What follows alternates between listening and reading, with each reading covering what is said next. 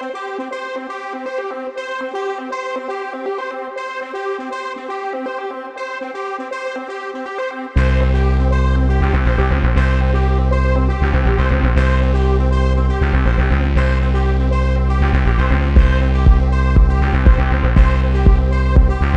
qui est important, c'est que le public a répondu présent puisque la patinoire est pleine à craquer, donc ça c'est déjà bien. Les élus sont même restés pour la deuxième partie, donc on est ravis.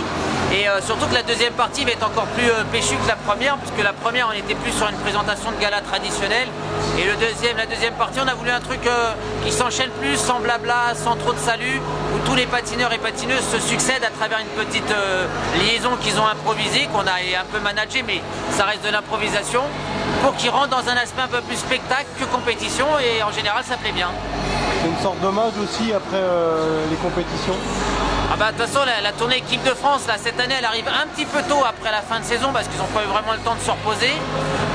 Mais en tous les cas, moi j'ai toujours dit prenez plaisir à patiner dans cette tournée équipe de France parce que quand elle est plus là, on a un petit peu les boules. Donc elle a été absente cette tournée depuis 1 an, elle revient après 1 an d'absence sur toute la France et je crois qu'ils ont plaisir à patiner, ça se voit, ça se ressent et du coup la fatigue attaque moins.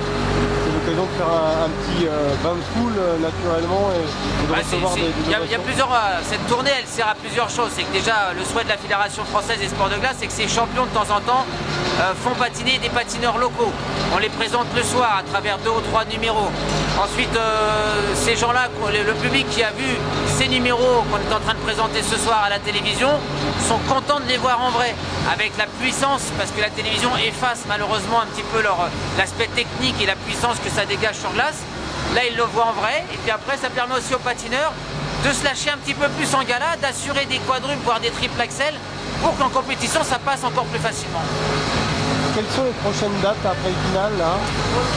Alors il reste Marseille, Lyon, Angers, Épinal c'est ici. On a Valenciennes, Caen, donc il reste encore au moins une dizaine de dates, une dizaine de villes à parcourir. Et parfois on double les séances tellement qu'il y a de la demande, en fait on est obligé de faire 2 séances par patinoire.